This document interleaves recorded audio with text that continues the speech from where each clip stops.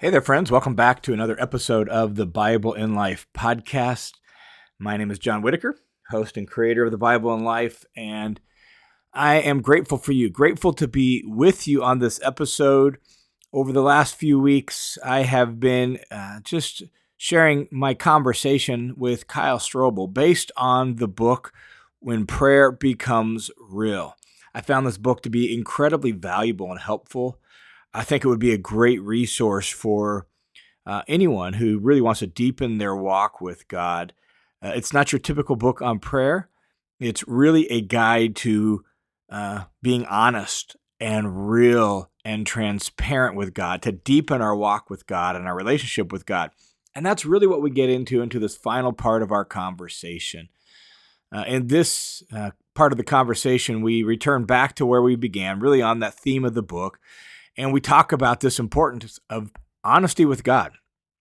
And then we talk about some things that'll actually help us do that. Some ways both to think about prayer and God and our relationship with God and who God is and being honest with Him, as well as maybe some practices and resources that'll help us be honest with God.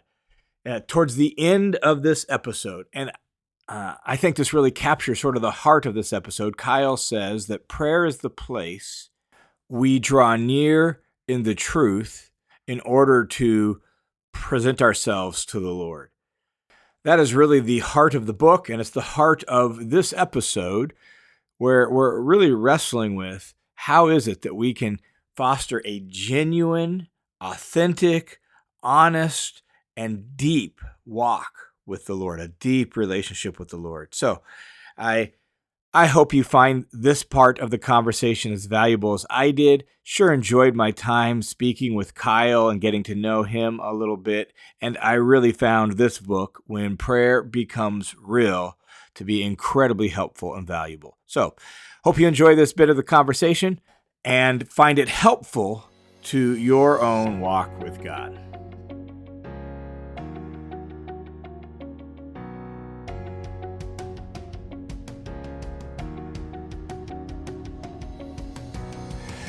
Well, coming back to just to kind of maybe come back to where we started with prayer, one of the things that really struck me out of this book is obviously the heart of the book is honesty, being honest with God and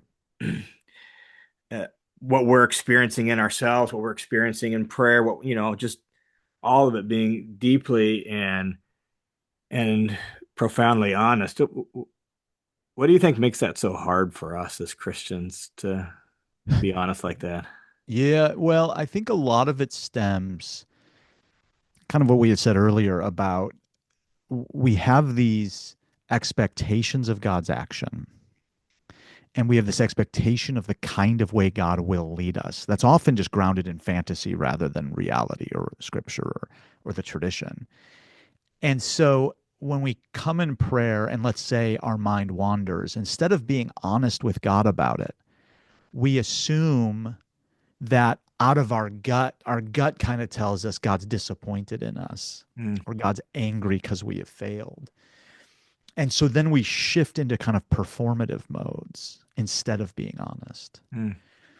Or trying to do better is what you mean by performative trying modes. to do better. Yeah, we're trying to be good. So like the tagline of the book basically is prayer is not a place to be good, it's a place to be honest. Because the turn to being good is often a desire to manage and manipulate God rather than to be with Him. And it's the golden calf. Right? It's how do we control the fire deity on the mountain that just consumed Moses, right? You turn to Egyptian worship technology. Well, we turn to being good at prayer or to making promises to God or to trying harder or promising God we're going to try harder or whatever it is. Or New Year's resolutions that, we're probably not going to keep or, we do these things to try to kind of manipulate God because we think He's kind of against us. Yeah. And one of the ways to get at this, is I'm sure there's some folks listening who are thinking like, oh, maybe I can imagine someone doing that, but they're not unaware. They just don't think they do it. I would encourage you to spend some time and do it with the Lord. Don't do it just alone. And maybe even ask the Lord, what don't I bring to you? Like, what is true of me? And even maybe just consider the last week of your life and pay attention to the strength of certain emotions. And my guess would be for all of us is, and maybe it's anger. Maybe anger is something you only talk to God about in the past tense. Mm. Maybe it's shame. You don't come to God in your shame. Shame is not an opportunity to be with your Lord who covers you in your shame, but it's something you have to cover over yourself or to fix. Maybe it's your guilt. Maybe it's your fear or anxiety, right? Like these aren't things you come to God with. Mm-hmm. I find that for Christians, we have a tendency to kind of find these things in our lives where we think this is for me to fix, not God. Mm-hmm. And we hold on in a kind of idolatrous manner to these things. And it's attached to all sorts of false beliefs about God. It's a failure to remember the gospel, quite honestly. It's a failure to remember that it was in your sin that he died for you, not your goodness. Mm-hmm. Mm-hmm. Um, and so I think we avoid honesty in these places because there's places in our hearts, very deep down and probably subconscious, that tell you God doesn't want to hear this. What do you think might help us with that? So, one of the things that one of the practices I think we need to take on, and this is a practice the Puritans used to talk about, and the early evangelicals used to talk about under the category of watchfulness. It's, in Colossians 4:2, Paul says, in prayer, be watchful. Well, you need to be watchful of yourself to attend to where are these pockets of life experience that I don't bring to God. But then you also need to ask the question, why? And I think for a lot of folks, it's one of the things I hear about whenever I kind of teach on this or in my writing on these things. I mean, most people know, can take for granted. Of course, we should be honest. Like that's Yeah. actually not a hard And sell. you get told that quite a bit regarding prayer. You should be honest with Totally. God. Look at the Psalms, right? That's So, right. And it's funny because one of the early readers of the book, actually, someone we had read the manuscript for us. One of the things they told me that I thought was so great, I was like, "Oh, this is such good feedback. I love this." They said, "I've been a Christian for 60 years, and I've been told my entire Christian life, you can tell God anything, and I never knew what that meant until now." yeah. And I think she was getting at a problem is that we all know this. We're told this stuff all the time. The Yeah. problem is we don't know what we don't know because we don't know how much we are taken in by these experiences and feelings we have in prayer and how much we Yeah. project those on God. And so I think I would say for the average conservative Christian, one of the things that's going to arise in them if they try to pray honestly is that there's going to be a place in their heart that tells them this is not reverent. Mm. And I would encourage them, and if that's you, if you're listening to this, I would encourage you to begin praying the Psalms and to begin attending to how Jesus prayed Mm-hmm. and allow God Himself to define reverence, not your father. Yeah. Because Can you give most, can you kind of give a picture of praying the Psalms? Like when you say pray the Psalms, how would you, if you were yeah, pastoring someone that was wanting to know how do I do that? What would you tell them? yeah. How So would in it look like? praying the Psalms, and again, we have a chapter on praying the Psalms, and this is a practice that I think it's been so dear for me, and I think such an important one. Sometimes we forget that the Psalms and the Psalter is the kind of prayer book of the Bible, but it's a weird book of the Bible. It's a very odd book. You think Yeah. of like what God is says, I'm going to have a whole book in my Bible of people complaining about me. Yeah. I Yeah. mean, the most frequently used form of psalm is lament, where they're complaining about God. The psalmist at one point demands to know why God's fallen asleep on the job.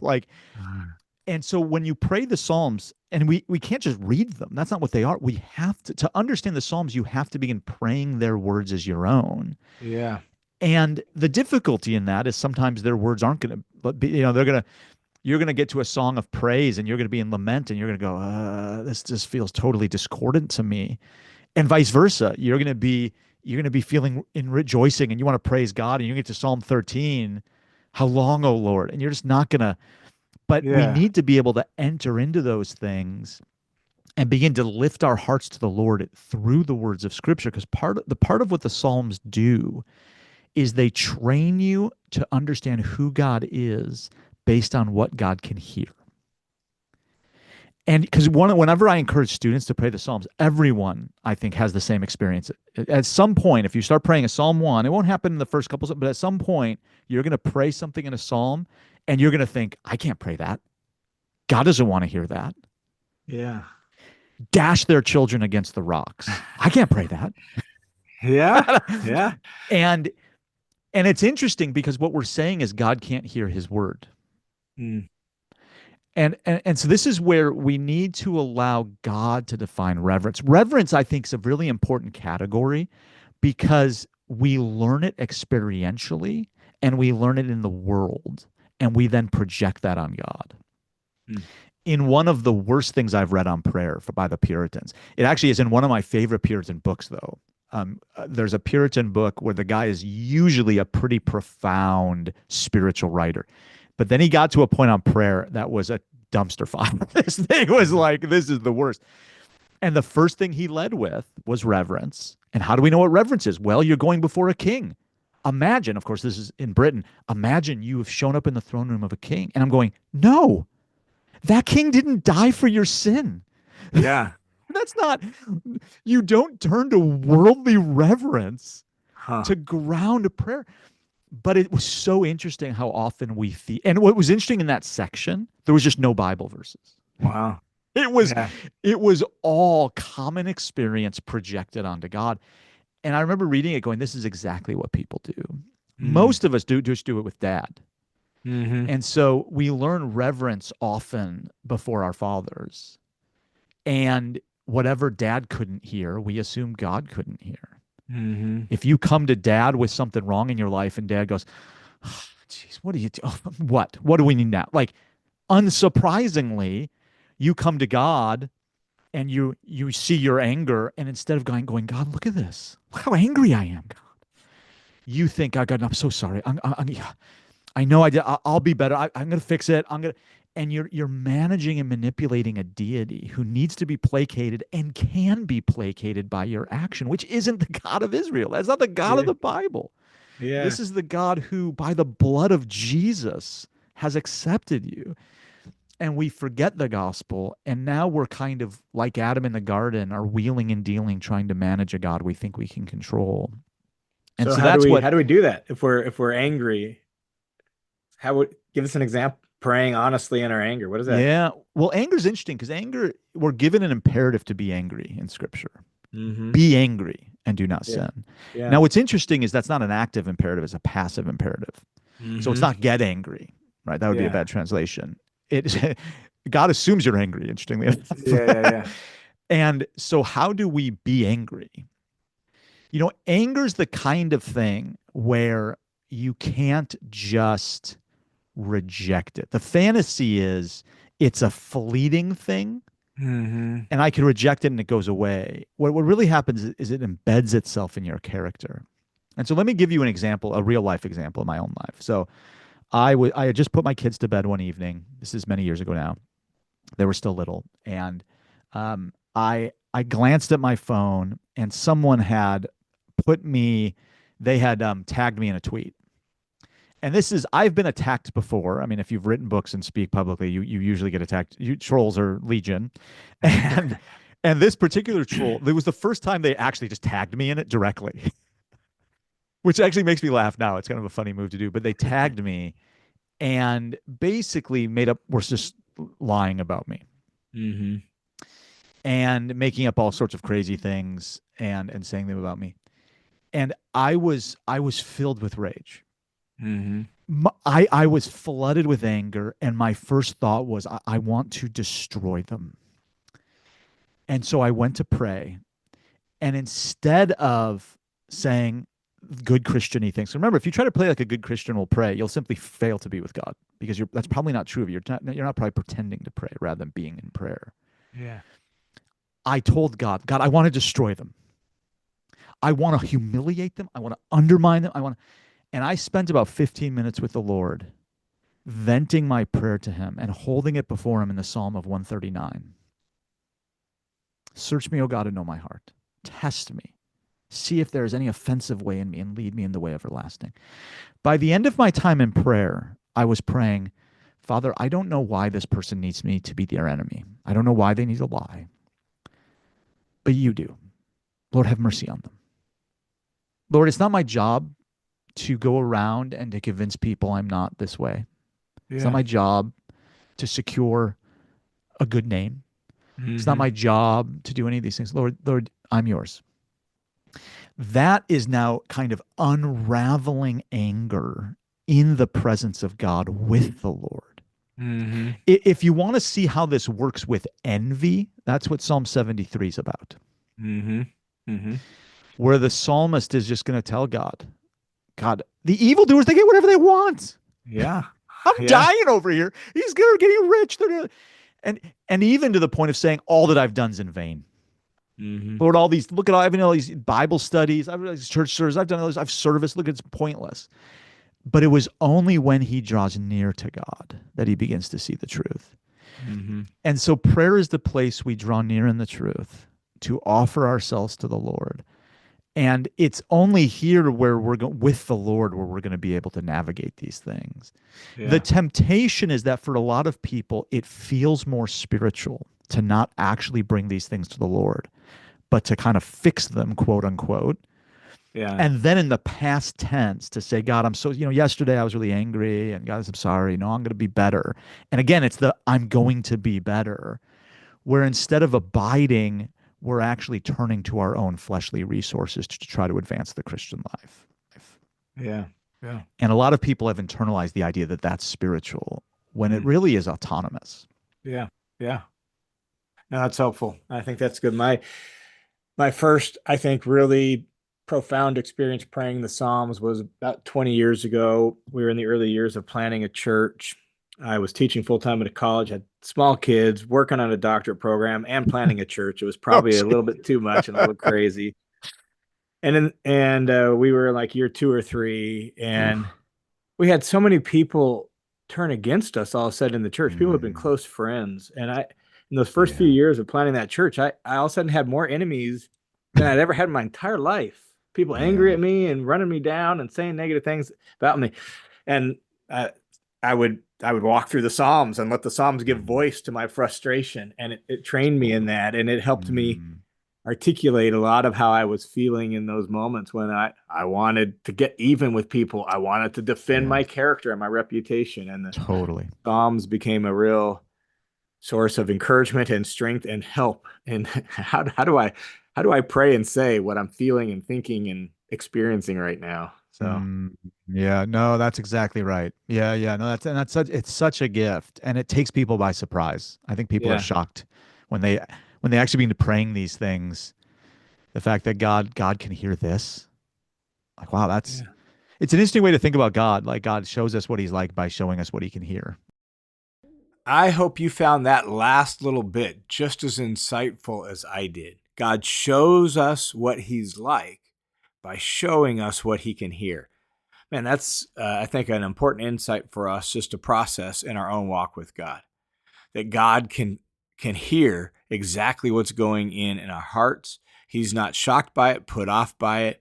He welcomes it. And so may we, as Kyle and I talked about in this section of our conversation, may we, you and I, become the kind of people who just walk really deeply, honestly, fully, wholeheartedly with the Lord, sharing with him what really is going on within us, trusting in his great love for us and his goodness that can hear whatever it is that is going on in our mind and our heart. Hey, thanks for tuning in to this episode of the Bible and Life podcast. As always, the Bible and Life is made possible by a faithful band of supporters, dozens of people who give one-time gifts, who give monthly gifts, some who give annual gifts that make this ministry possible and go. And so I'm so grateful to you for your generosity, for your heart and your kingdom vision. Thanks a ton. And for all of us, may God continue to draw us to himself, teach us his ways so that we can honor him in this world and give glory to Jesus. Take care. I look forward to talking with you again next week.